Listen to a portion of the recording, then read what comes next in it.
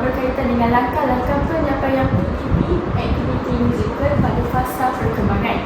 Aktiviti itu slide yang seterusnya, iaitu kita kenal itu apa itu kemahiran muzik.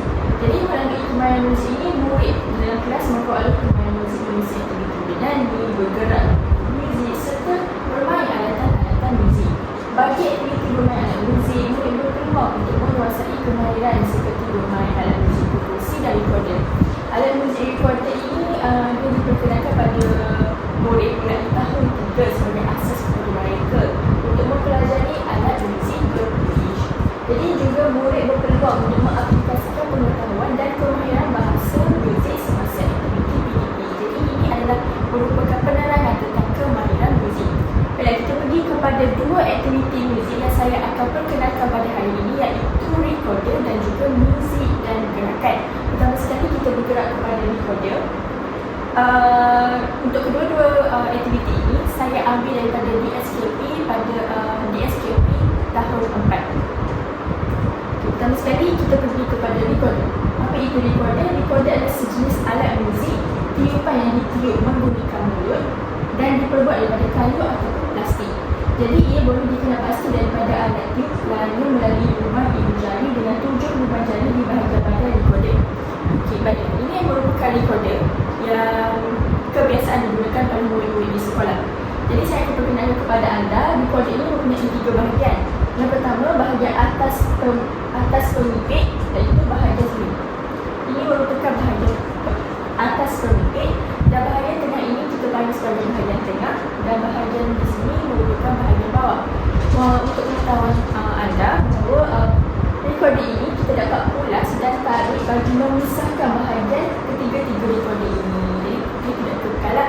Jadi di sini ada lubang-lubang di mana apabila murid-murid ini memainkan, murid-murid kena letak jari tutup pada lubang-lubang ini barulah dapat menghasilkan satu bunyi yang indah. Okey, kita pergi kepada cara memegang recorder. Okey, seperti mana kita dapat lihat cara memegang recorder.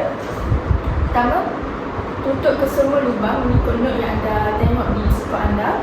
Okey, lepas tu pegang, tutup jari-jari di bahagian lubang-lubang ini dan letak di bahagian mulut anda, dan pastikan kedudukan tangan ni 45 darjah. Jadi itu merupakan cara-cara yang betul untuk memegang recorder dan memainkan recorder.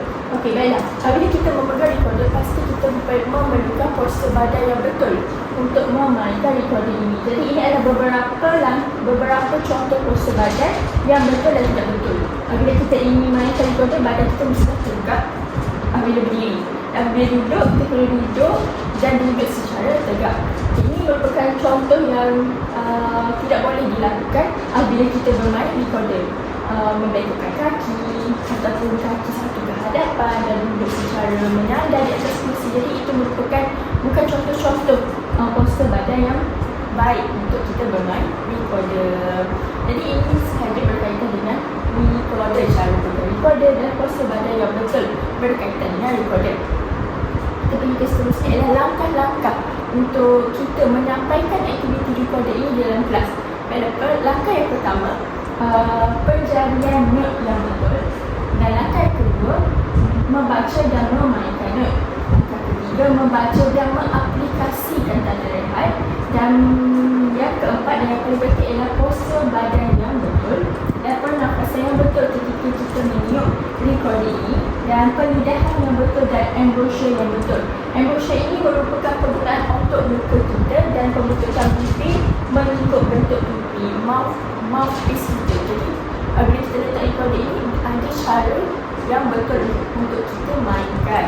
Okey, baiklah, saya akan jelaskan tentang penjarian note ini. Betul membaca dan memainkan note. Apabila kita memainkan recorder, dan guru-guru mestilah guru-guru mesti menyediakan satu note yang jelas kepada murid-murid apabila ingin murid-murid bermain recorder di dalam kelas. Saya akan tunjukkan contoh note yang betul, cara penjarian untuk meletakkan jari di lubang recorder ini, dan jenis-jenisnya. Okay, ini merupakan penjarian note dan jenis note. Apabila dalam kelas, guru perlu memperkenalkan penjarian note yang betul kepada murid agar murid-murid tahu cara-cara untuk menentukan penjarian yang betul di bahagian recorder ini.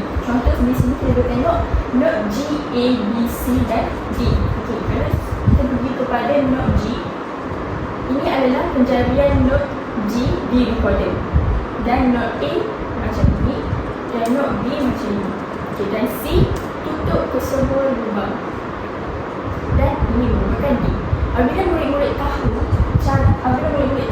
pencarian note yang betul, maka mereka boleh menghasilkan satu bunyi yang indah dan mampu untuk menghasilkan satu lagu yang menarik dalam kelas itu. Okey, jadi jenis pula apabila guru menyediakan skor, guru juga perlu menerangkan apakah jenis note itu, apa nama-nama note itu. Contohnya sample rate, note-nya begini, mini, bentuknya begini, crochet dan quaver. Jadi dengan adanya penjelasan dan penerangan tentang penjarian note dan jenis note ini membantu murid-murid untuk bermain dengan recorder yang betul. Jadi saya tunjuk bunyi GA, GAB menggunakan recorder. Pastikan jari-jari di lubang ini tertutup semuanya. Okey.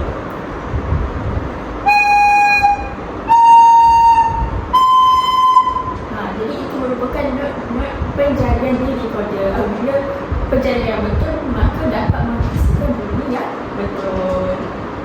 Seterusnya kita pergi kepada aktiviti muzik yang kedua yang saya akan terangkan di sini ialah tentang berkaitan dengan muzik dan gerakan. Jadi apa itu muzik dan gerakan? Ialah menerangkan pergerakan yang melibatkan seluruh anggota badan dengan iringan muzik atau tanpa muzik. Bila kita dengar muzik, badan kita pun bergerak mengiringi muzik yang didengar oleh telinga kita. Tubuh badan menjadi seperti alat muzik utama, asas utama kepada seni muzik ialah emosi manusia. Dan bila kita mempunyai emosi yang gembira, maka kita dapat menghasilkan gerakan yang gembira dan perlahan. Seluruh tubuh pada badan manusia perlu dilatih. Kerana apa? Kerana ia mengandungi bahagian-bahagian penting yang boleh meningkatkan perasaan halus, sensibiliti, kepekaan, sensitiviti serta kebolehan menganalisis bunyi, muzik dan perasaan. Okey, melalui gerakan badan ini dapat manusia atau murid-murid dalam kelas itu sendiri mampu untuk meluahkan apa yang dia rasa. Jadi melalui muzik dan gerakan ini mampu menceriakan dan memberi hiburan dalam pembelajaran pendidikan kelas. Okey, langkah-langkah yang boleh dilakukan oleh guru dalam penyampaian pendidik aktiviti musikal ini ialah guru dapat merancang dan membuat pergerakan berdasarkan muzik yang didengar dari aspek bentuk lagu dan tempo. Jadi saya akan perkenalkan tempo merupakan kelajuan detik sesuatu lagu atau corak irama muzik. Contoh lagu, setengah lagu ada lagu tempo dia laju, ada setengah lagu tempo dia perlahan. Jadi itu merupakan tempo dan guru-guru perlu menjelaskan kepada murid-murid berkaitan dengan tempo dan jelaskan apa maksud tempo itu kepada murid-murid agar murid tahu maksud bahasa musiknya. Nah, okey, jadi kita pergi kepada bentuk lagu. Apa itu bentuk lagu? Okey, bentuk lagu ini mempunyai bentuk yang tersendiri. Setiap lagu mempunyai bentuk yang tersendiri. Bentuk lagu ditentukan melalui melodi bagi setiap rangkap. Lagu yang mempunyai melodi yang sama bagi rangkap pertama dan kedua dikenali sebagai bentuk AA. Maksudnya kalau melodi rangkap pertama dan melodi rangkap kedua sama bunyinya, sama melodinya merupakan dan dikenal sebagai bentuk AA. Sementara lagu yang mempunyai melodi yang berbeza antara rangkap pertama dengan rangkap kedua dikenali sebagai bentuk AB. Contoh, melodi rangkap pertama dan rangkap kedua berbeza bunyinya, berbeza melodinya, maka kita panggil sebagai bentuk AB. Jadi saya akan tunjukkan contoh-contoh yang boleh digunakan oleh guru-guru dan lagu-lagu ini terkandung dalam buku teks tahun 4 berkaitan dengan bentuk AA dan bentuk AD. Jadi murid boleh melakukan gerakan sambil mendengar lagu ini. Jadi kita mendengar lagu Bapa Kumpulan.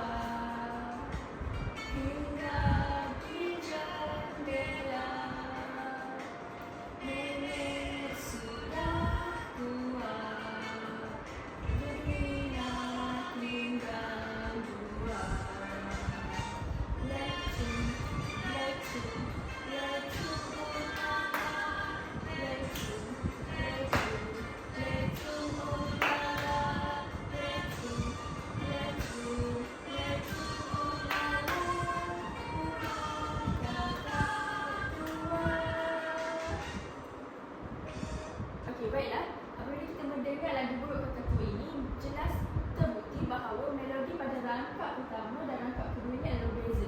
Jadi bentuk lagu pada Buruk Kataku ini adalah bentuk A, dan pergerakan pada rangkap pertama dan rangkap kedua juga berbeza. Jadi apabila adanya perbezaan antara rangkap pertama dan rangkap kedua ini dapat menambah kepekaan murid untuk situasi fokus. Jadi itu saja penjelasan tentang bentuk lagu A dan juga bentuk lagu AB.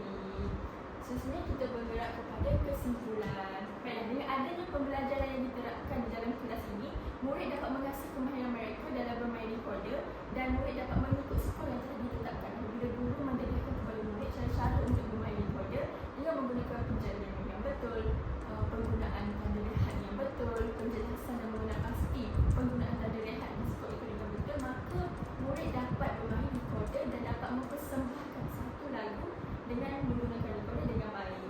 Dari segi muzik dan gerakan juga yang telah diterapkan dalam aktiviti PDP pembelajaran ini adalah gerakan yang dilakukan ini mampu memberi pembelajaran yang menghiburkan murid dalam kelas itu supaya tidak bosan. Murid itu sentiasa gembira, sentiasa riang di dalam kelas. Dengan adanya pergerakan yang tertentu yang dilakukan oleh murid ini mampu menambah kepekaan murid terhadap sesuatu perkara. Jadi saya rasa itu saja berkaitan dengan langkah-langkah